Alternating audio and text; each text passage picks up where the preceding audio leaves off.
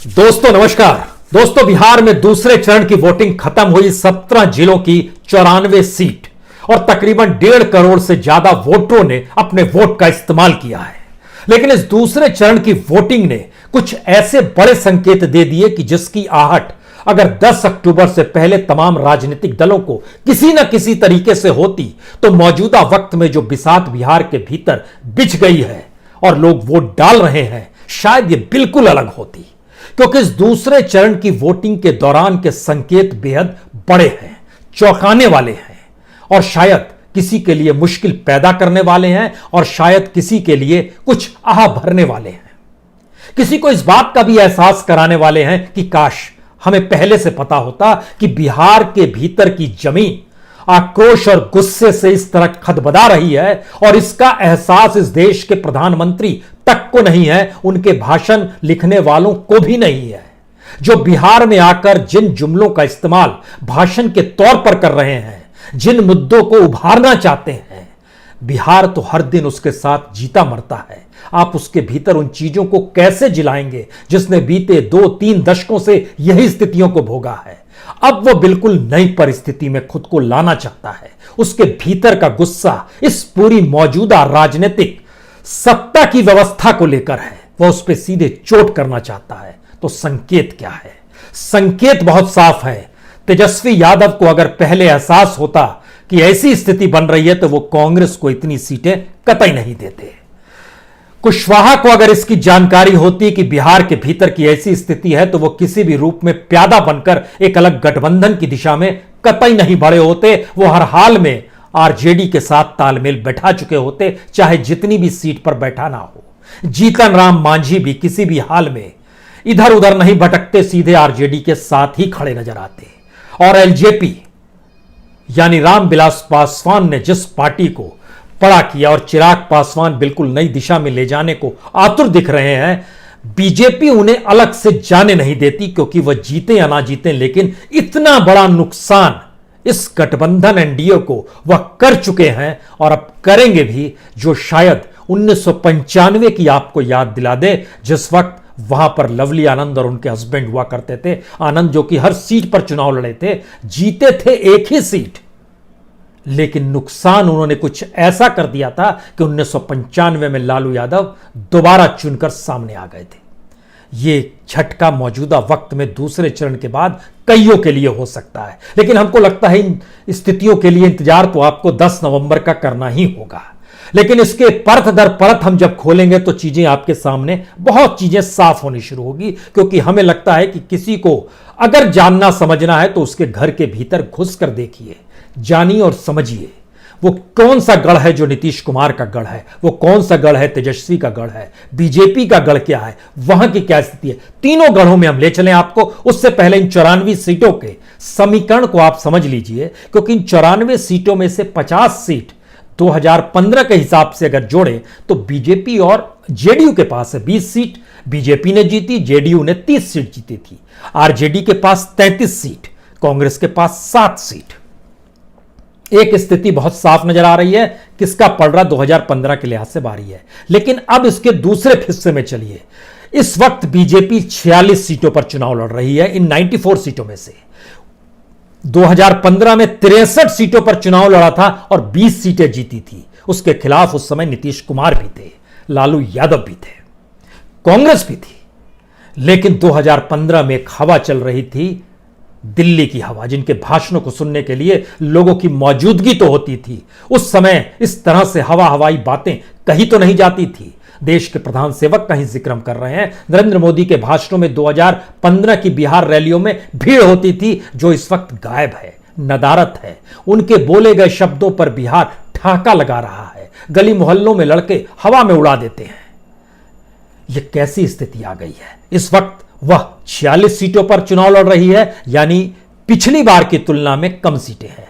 JDU ने 41 सीटों पर चुनाव लड़ा था, इन 94 में से 30 सीटें जीती थी। इस बार जेडीयू 43 सीट पर, कमोवेश वही स्थिति है। यानी जेडीयू को क्या इतनी बड़ी सफलता मिलेगी? यह सवाल जहन में होना चाहिए, क्योंकि इस हिस्से में जेडीयू पर बहुत कुछ टिका हुआ है।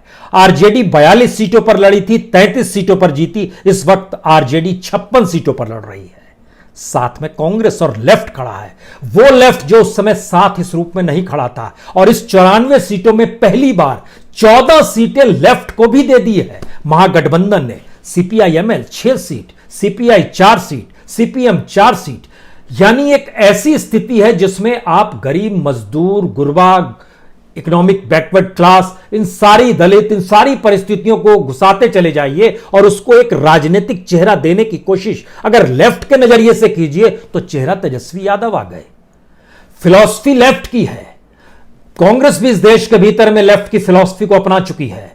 नरेंद्र मोदी भी चाहते हैं किसानों की फिलॉसफी को 2014 के वक्त उन्होंने उठाया था और अपनाया था, लेकिन धीरे धीरे कॉर्पोरेटाइजेशन हो गया, सत्ता की खुशबू अलग दिखाई देने लगी, कहीं मोर तो कहीं तोते भी नजर आए। लेकिन स्थितियां बदली हैं तो शायद विचारों में परिवर्तन, शब्दों में परिवर्तन, उन शब्दों को बोलने के दौरान भी परिवर्तन आया है, जिसे बिहार बाखूबी नब्ज को पकड़ के टटोलता है। वह तो उसकी शिराओं में राजनीति दौड़ती है, यह तो समझना चाहिए, जिसे शायद प्रधानमंत्री मोदी का भाषण लिखने वाले या कंटेंट देने वाले नहीं समझ पाए वो। और ये उल्टा पड़ रहा है। नारे लगाने से कैसे चीजें चलेंगी, लेकिन अब इसके भीतर आना शुरू कीजिए। और हमें लगता है कि जिन जिलों में चुनाव हुए उसमें पश्चिमी चंपारण, पूर्वी चंपारण, शिवहर, सीतामढ़ी, मधुबनी, दरभंगा, मुजफ्फरपुर, गोपालगंज, सिवान, सारण, वैशाली, समस्तीपुर, बेगूसराय, खगड़िया, भागलपुर, नालंदा, पटना, इन चीजों का जब एनालिसिस कीजिएगा तो आपके जहन में 3 बातें साफ होंगी। एक, पहली बात यह है कि जो शहरी इलाका है, जिसके पर कैपिटा इनकम जहां पे ज्यादा कमाई है, वो बीजेपी का वोटर है और जहां अपर कास्ट की भी मौजूदगी है। जो ग्रामीण इलाका है, पिछड़ा इलाका है, वह पहली बार एकजुट हुआ है, जो बिखरा हुआ था, कहीं कुशवाहा में, कहीं साहनी में, कहीं दलित में, कहीं किसी में, वह चीजों को समझ रहा है और अपने अनुकूल स्थितियों को इस बार पाना चाहता है। कैंडिडेट दर कैंडिडेट चीजों से इतर भी चीजें जा रही हैं और उसका परसेंटेज कितना हम यह भी बताएंगे। तीसरी स्थिति है कि जो कास्ट कॉम्बिनेशन बनाया जाता था पॉलिटिकल पार्टीज का आपस में मिलकर, जो जेडीयू और नीतीश कुमार ने बनाया था, उस समय वोट भी ट्रांसफर हुए थे। उत्तर प्रदेश की मुश्किल क्या थी? वोट ट्रांसफर नहीं हुए थे। मायावती और अखिलेश यादव के वोट ट्रांसफर नहीं हो रहे थे। नहीं तो वोट ट्रांसफर होते तो कोई शक ही नहीं है कि वहां कांग्रेस, वहां पर बीजेपी किसी भी हाल में जीत पाती। यहां वोट ट्रांसफर हो रहे हैं। यहां पर वोट ट्रांसफर क्या वाकई जेडीयू और बीजेपी में भी हो रहे हैं? क्योंकि एक बड़ी गलती यह हो गई कि पहले राउंड में जेडीयू के कुछ वोट जरूर बीजेपी में गए, लेकिन बीजेपी के वोट ट्रांसफर जेडीयू में नहीं हुए। इसीलिए प्रधानमंत्री थोड़ा गुणगान मोदी अपने तौर पर नीतीश कुमार का भी कर रहे हैं, मंच से कर रहे हैं, पोस्टर भी कुछ निकाले जा रहे हैं 7 तस्वीरों के।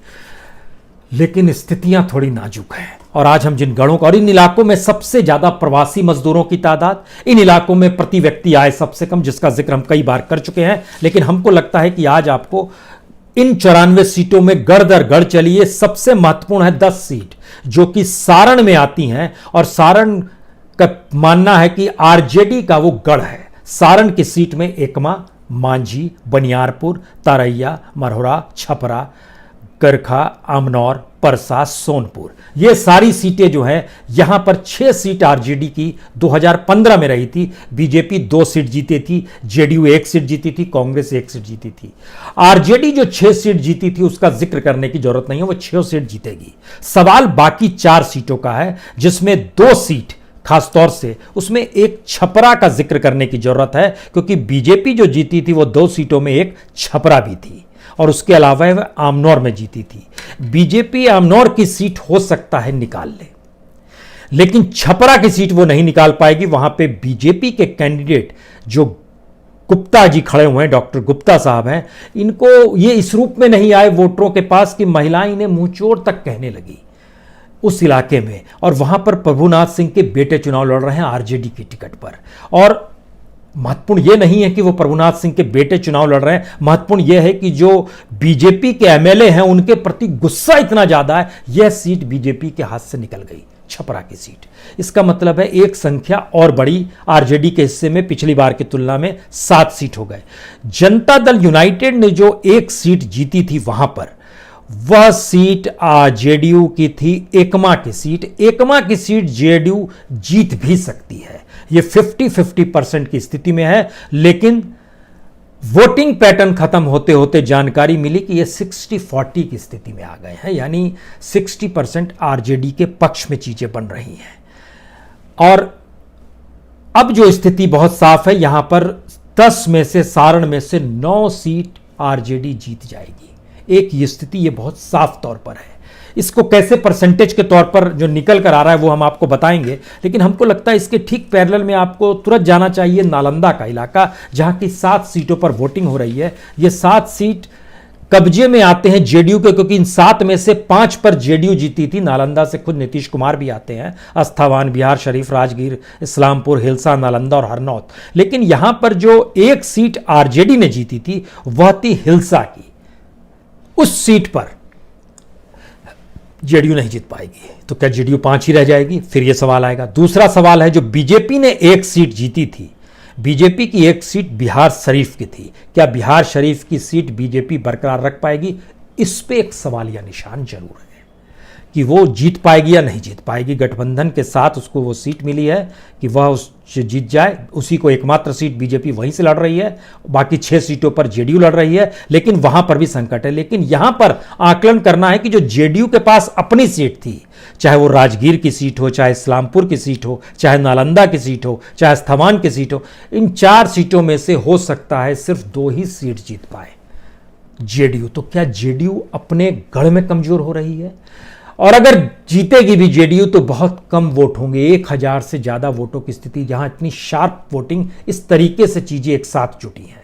अपने ही गढ़ में 2 सीटों को गंवाना जेडीयू के लिए शायद, और वहां पर 2 से 3 सीटों का सारण में आरजेडी का पाना, यह पहला संकेत है। और जिसका जिक्र हम करते हैं कि शहरी तौर पर बीजेपी शहरों में अपने पैठ को बनाए रखती है, उसमें बिहार में पटना जो है सबसे ज्यादा पर कैपिटा इनकम है, ऊंची जातियों का वर्चस्व भी है, खासतौर से कायस्तों की बड़ी तादाद है। वहां पर 9 सीटें जो हो रही है, बीजेपी ने 6 सीटें जीती थी 2015 में, लेकिन इस बार जो नजर आ रहा है उसमें खासतौर से बीजेपी के हिस्से में जो है बख्तियारपुर, दीघा, बांकीपुर, कुम्हार, पटना साहिब, दानापुर, ये 6 सीट बीजेपी के पास है। इसमें से कोई एक सीट अगर डामाडोल नजर आ रही है तो वह सबसे पहली सीट है कुम्हार की। यह वह इलाका है जिसने बहुत परेशानी भोगी। पानी जब आ गया था, स्थिति नाजुक थी बहुत ज्यादा। दूसरी स्थिति में चीजें फंसी हुई हैं, जो कि बांकीपुर के बारे में कहा जा रहा है। बांकीपुर में एक नई उम्मीदवार के तौर पर पुष्पम प्रिया है, जो अगर वोट काट देती है बीजेपी के तब तो मुश्किल है बीजेपी के लिए। यहां पर शत्रुघ्न सिन्हा के बेटे भी चुनाव लड़ रहे हैं, लेकिन अगर वो वोट नहीं काटती है और वोटिंग पैटर्न बीजेपी के अनुकूल रहेगा तो ये नितिन है वहां पर बीजेपी के, जो वह चुनाव जीत जाएंगे। इससे इनकार कतई नहीं है। मुश्किल होगी शत्रुघ्न सिन्हा के बेटे को, लेकिन अगर वो वोट काटती हैं पुष्पम प्रिया तो फिर इसका मतलब है ये एलजेपी की तर्ज पर होगा। वोट कट गए, वहां तो जेडीयू के कट रहे हैं, यहां बीजेपी के वोट कट गए। और इसलिए क्योंकि ये खुद ब्रिटेन से पढ़कर आई हुई हैं, हाई एजुकेशन के साथ है, प्लुरल पार्टी बनाई है, नए मकसद के साथ है, बेहतरीन आइडियल सिचुएशन है। लेकिन बिहार का इलेक्शन सिर्फ आइडियल सिचुएशन को नहीं देखता है, वह आइडियल सिचुएशन तक कैसे पहुंचना है यह भी देखता है। और संयोग से आइडियल सिचुएशन पेट से जुड़ा हुआ है, जहां पर रोटी चाहिए, और शायद अब उसको एक हिस्सा आगे बढ़ चुके हैं जहां पर रोजगार और नौकरी चाहिए।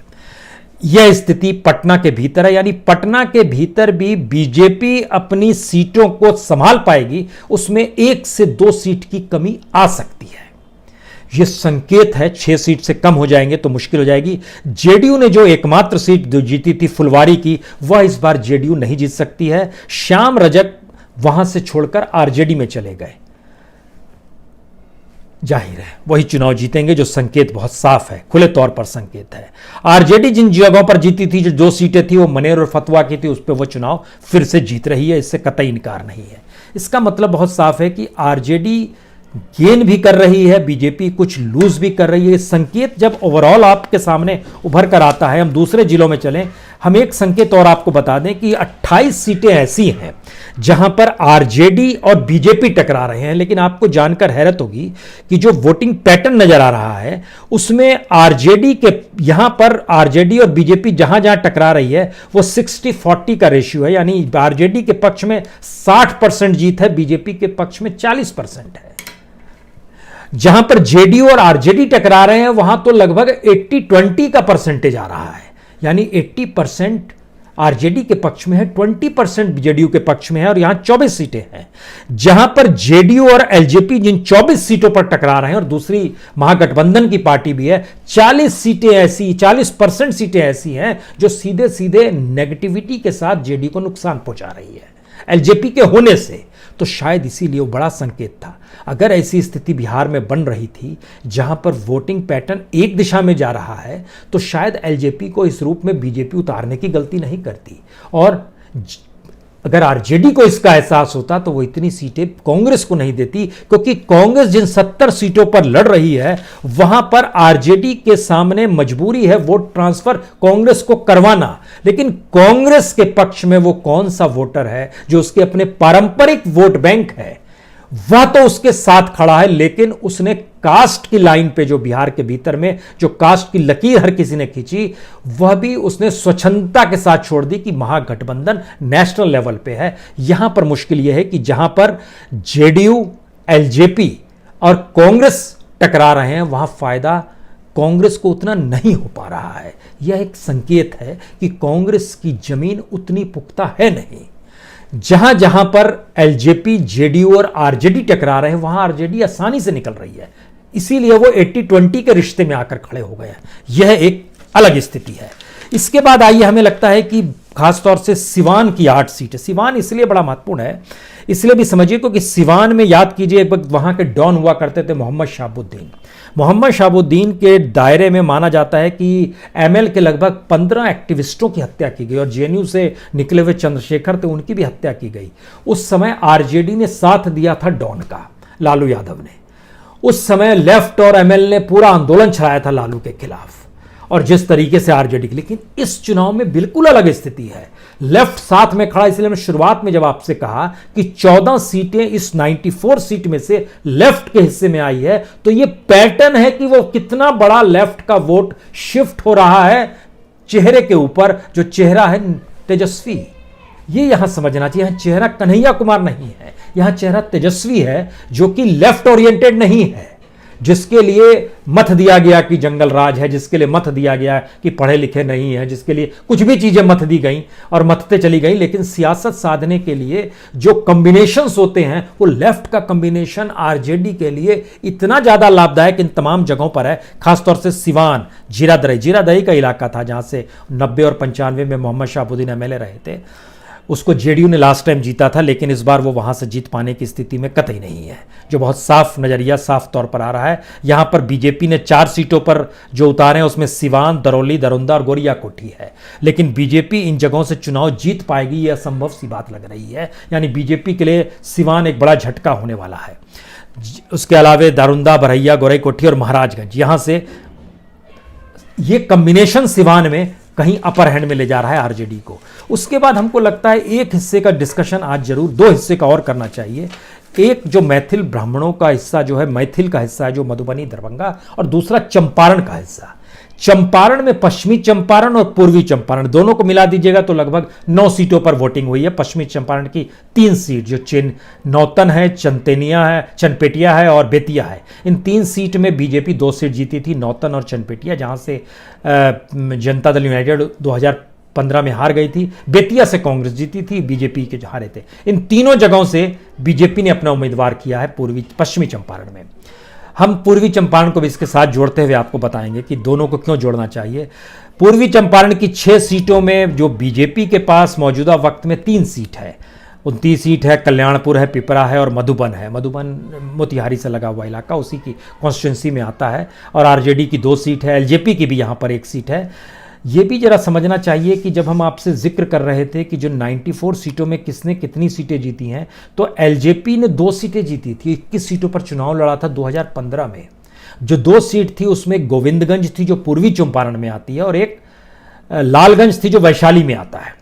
ये दोनों सीट एलजेपी अब नहीं जीत पाएगी, स्थिति ये हो गई। तो लेकिन वोट तो मिलेंगे। नुकसान किसको होगा? नुकसान एनडीए को होगा, वो तो एनडीए के साथ खड़ी हुई है। फायदा किसको होगा? महागठबंधन को फायदा होगा। एलजेपी को पूर्वी और पश्चिमी चंपारण के हिस्से में जब आप ट्रेवल करते हैं, यहां पर जो मिले हैं, जो बंद है, सवाल है कि लालू यादव के वक्त में वो मिलें बंद हुई, लेकिन 15 साल में उसे खोला ही नहीं गया और जनता के भीतर ये बड़ा गुस्सा है। 2017 में शुगर मिल में 2 मजदूरों ने जब आत्महत्या कर ली थी, खुद को आग लगा ली थी, और पटना मेडिकल कॉलेज में जब उनका इलाज चल रहा था तो सरकार की तरफ से कोई देखने तक नहीं पहुंचा था। उनके परिवार के लोगों, आज भी उनके गुस्सा है, वहाँ के मजदूरों में गुस्सा है कि 2002 में मिल बंद हुई, लेकिन 2005 से लेकर 2020 तक कोई प्रयास ही नहीं हुआ।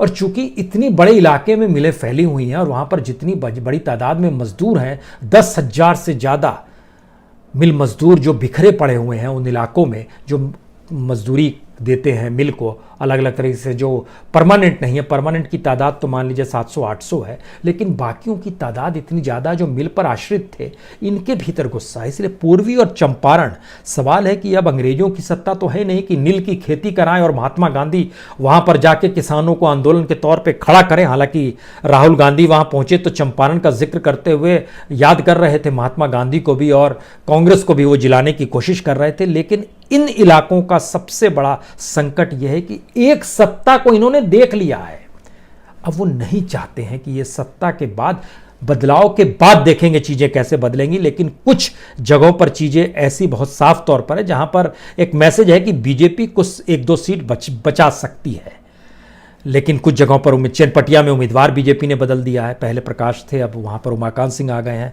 ये एक अलग अलग हिस्से में चीजें को आपको देखना होगा। लेकिन जब आप इस बात पे आएंगे, जो प्रॉब्लम है और जिस प्रॉब्लम को नैरेटिव के तौर पर तेजस्वी ने बीच में लाकर खड़ा कर दिया है, और दिल्ली से या फिर पटना से उड़कर नीतीश कुमार पहुंचे, दिल्ली से प्रधानमंत्री पहुंचे, जिन वक्तव्यों का ये जिक्र भाषणों में कर रहे हैं, उसको लेकर इसीलिए लोग ठाका लगा रहे हैं। और जो प्याज फेंका गया मधुबनी में, वो संकेत है। सवाल ये नहीं है, नीतीश कुमार सुशासन बाबू, इनमें एक ईमानदारी का पुट है, इनका जो अपनी ऊर्जा है उस लाजवाब है, इससे कतई इनकार नहीं है। लेकिन ये दबते दबते बीजेपी के साथ ऐसा दब गए, और बीजेपी अपने तौर पर जिस चीजों को उभार रही है, जिस औरे को उभार रही है, उसमें वो अपने साथ खड़े दल को ही जब खत्म करने पर आमदा हो, तो नीतीश बाबू भी क्या करते और क्या करेंगे। यह भी एक संकेत है कि लोगों का गुस्सा उसी चेहरे पर जाता है, लोगों का प्यार एक चेहरे पर ही जाता है। उसके पीछे की परिस्थितियों को एनालिसिस हम आप करते हैं चीजों को बैठ के, लेकिन चेहरा महत्वपूर्ण होता है। चाहे ना चाहे नीतीश कुमार एक चेहरा एनडीए का है जिसको लेकर गुस्सा और आक्रोश बहुत ज्यादा खलबला रहा है। तेजस्वी एक चेहरा है जो लालू प्रसाद यादव के बेटे हैं, राबड़ी देवी दोनों मुख्यमंत्री रह चुके हैं, उनके बेटे हैं, लेकिन उस चेहरे को लेकर एक आस और एक उम्मीद, चाहे वो किसी भी रूप में हो, जग चुकी है। उससे ज्यादा महत्वपूर्ण है कि गुस्सा इतना तीव्र है कि लग रहा है कि शायद उम्मीद जग गई है। तो ये जिताने का चुनाव है या हराने का चुनाव है, इसकी कमेंट हम लोग आखिर में करेंगे।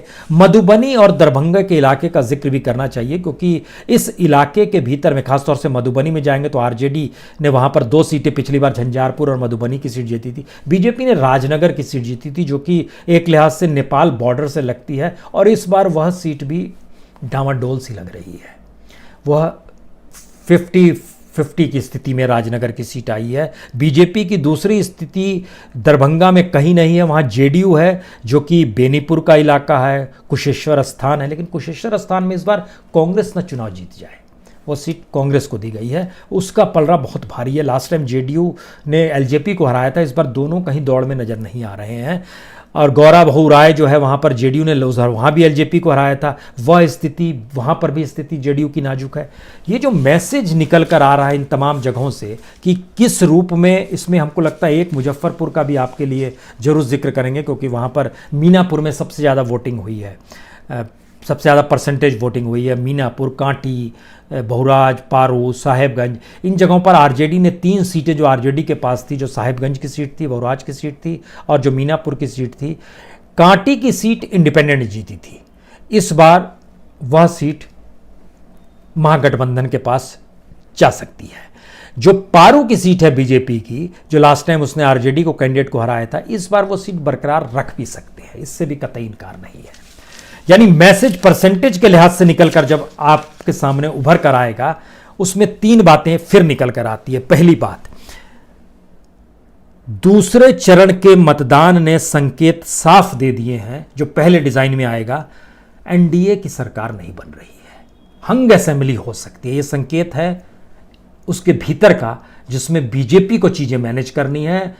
वो मैनेज कितना कर पाएगी, यह हम एनडीए की दृष्टि से आपको बता रहे हैं। एनडीए के भीतर यह सवाल है कि किसी तरीके से हंग असेंबली होगी या नहीं होगी। उनकी सरकार नहीं बन रही। इस सेकंड फेज के पैटर्न ने संकेत साफ दे दिए हैं। सेकंड फेज के पैटर्न ने साफ संकेत दे दिए हैं कि अगर आरजेडी अपने ही बूते लड़ रही होती तो शायद स्थिति बहुत अलग होती, वो बहुत आगे निकल गई होती। कांग्रेस के वोट, कांग्रेस के हिस्से में जो वोट आ रहे हैं वो कहीं ना कहीं अभी भी कांग्रेस को बहुत नीचे, और कांग्रेस क्या वाकई उतनी सीटें जीत पाएंगी जितनी वह 2015 में जीत पाई थी, यह भी एक सवाल है तत्काल का। हालांकि थर्ड फेज बचा हुआ है, लेकिन तत्काल का यह सवाल है क्योंकि बड़ी तादाद में आरजेडी के वोट ट्रांसफर किस रूप में हो रहे हैं। अभी इसका कुछ सीटों पर हमने जो जानकारी ली, वोट ट्रांसफर हो रहे हैं। आरजेडी के वोट कांग्रेस में जा रहे हैं क्योंकि उनकी जरूरतें हैं। लेकिन एक दूसरा हिस्सा यहीं से शुरू होता है कि इस बार ट्रेनिंग दी जा रही है कि किसी भी हालत में, इस बार बहुत कोशिश की गई कि बीजेपी के वोट जेडीयू में ट्रांसफर हो। थर्ड फेज आते आते एक संकेत है कि एलजेपी को शांत कर दिया जाए। यह एक संकेत है, यानी फाइट सीधे तौर पर हो, ये बीच के हिस्से गायब हो जाए। इसी का रोना कुशवाहा को रोना होगा, इसी का रोना चिराग पासवान को रोना होगा, मांझी को रोना होगा, साहनी को रोना होगा। स्थिति बिहार के भीतर अब बांटने की स्थिति में नहीं आ रही है। कास्ट लाइन पे वोटिंग जरूर हो रही है, लेकिन कास्ट लाइन पे वोट देते समय ऐसा नहीं है कि इसको वोट देकर जिता दें, इसको जिता दें। सबकी नजर पहली बार पटना पर है, यानी पटना में जिसकी ताजपोशी होगी उसको मजबूत किया जाए, या जिसकी ताजपोशी नहीं होने देनी है उसको कमजोर किया जाए। यह एक स्थिति है। तीसरे फेज का इंतजार कीजिए, 7 तारीख का दिन है, हम उसके साथ फिर जुड़ेंगे। लेकिन जो संकेत हैं वो आपके सामने हैं, और ये संकेत बहुत साफ हैं। ये बदलाव से आगे की हवा है। बहुत बहुत शुक्रिया, बहुत बहुत शुक्रिया।